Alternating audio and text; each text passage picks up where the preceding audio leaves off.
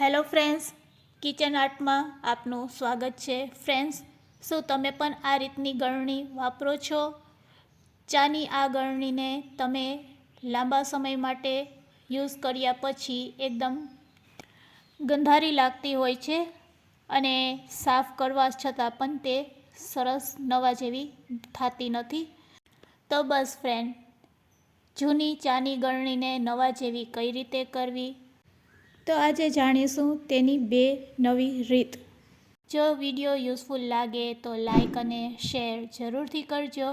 અને જો તમે મારી ચેનલ ઉપર નવા હોય અને મારી ચેનલને સબસ્ક્રાઈબ ન કરેલ હોય તો સબસ્ક્રાઈબ કરી બાજુનું બેલ બટન દબાવવાનું ભૂલશો નહીં, જેથી કરીને તમને મારા નવા વિડીયોનું નોટિફિકેશન મળતું રહે.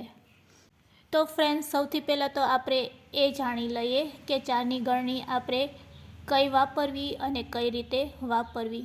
આપણે જ્યારે ચાની ગળણીનો આ રીતે જ ડાયરેક્ટ ચામાં યુઝ કરતા હોય છે ત્યારે ચાની ગળણી આ રીતે ભરાઈ જાય છે અને તેમાં આ રીતના કારાશ જામી જાય છે અને લાંબા સમય પછી તે કારાશ આપણાથી નીકળતી પણ નથી અને એકદમ જામી જાય છે.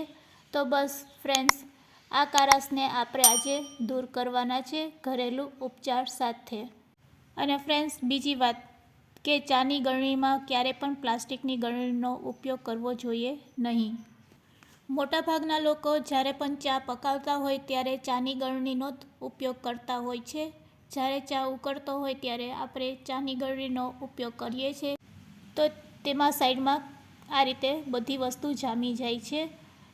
તો ફ્રેન્ડ્સ, જો તમે પણ એ રીતે ચા પકાવતા હોય તો હવેથી એ રીત છોડી દેજો અને ચાને પકાવવા માટે ચમચાનો કે ચમચીનો ઉપયોગ કરજો. તો ચાલો ફ્રેન્ડ, હવે ચાની ગળણી સાફ કરશું. આ રીતે સાફ કરશો તો તમારી ચાની ગળણી પણ નવા જેવી થઈ જશે. તો એક પેકેટ આપણે ઈનો લેશું અને તેને આ રીતે ચાની ગળણીને ઉથમી રાખી અને તેના ઉપર આ રીતે એડ કરી દેશું. હવે એક લીંબુ લેશું, તેને આપણે ચાકુથી કટ કરી લેશું.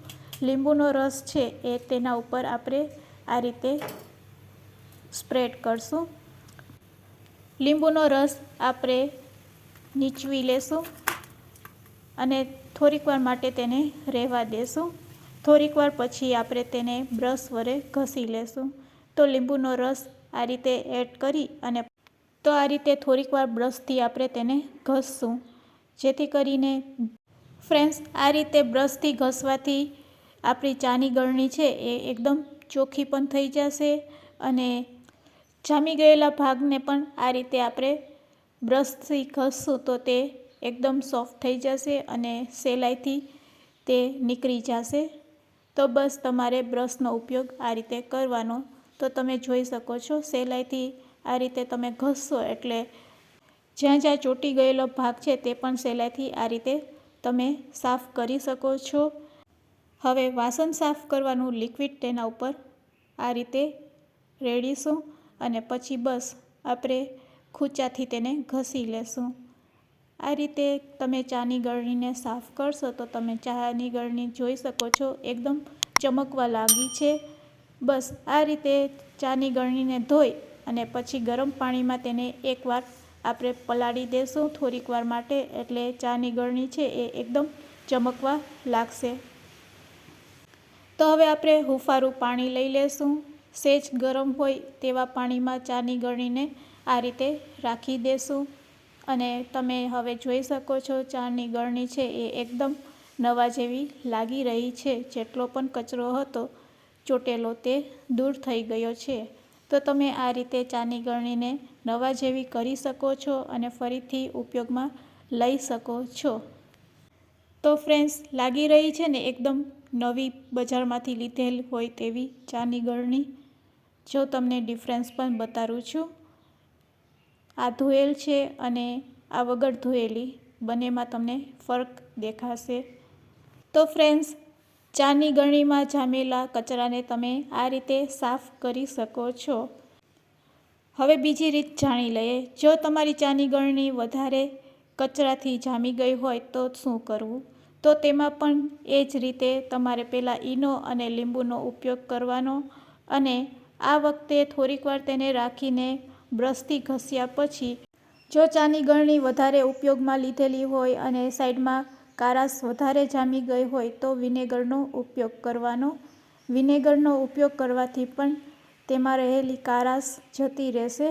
હવે વિનેગર આ રીતે નાખી અને થોડીક વાર તમે ઘસશો એટલે સાઈડમાં રહેલું ભાગને પણ તે એકદમ સાફ કરી નાખશે.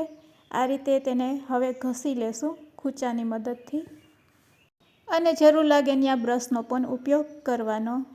અને જે ભાગમાં કારાશ વધારે જામેલી દેખાય છે એ જગ્યા ઉપર આ રીતે એકવાર ચાકુ ફેરવી દેશો એટલે બધી કારાશ છે એ આ રીતે દૂર થઈ જશે. હવે આપણે ગરમ પાણી લઈ લેશું અને પછી ગરમ પાણીમાં આ ગળણીને આપણે ધોઈ લેશું. હવે વાસણ સાફ કરવાના લિક્વિડથી આ રીતે આપણે ચાની ગળણીને ધોઈ લેશું. તો ફ્રેન્ડ્સ, તમે જોઈ શકો છો એકદમ જૂની ગળણી જે એકદમ વધારે ખરાબ હતી તે પણ ચમકવા લાગી છે. તો આ રીતે તમે જૂની ગળણી હોય કે નવી બંનેને સાફ કરી શકો છો. તો આજની આ ટ્રીક તમને કેવી લાગી તે પણ મને કમેન્ટ્સમાં જરૂરથી કહેજો. Thanks for watching.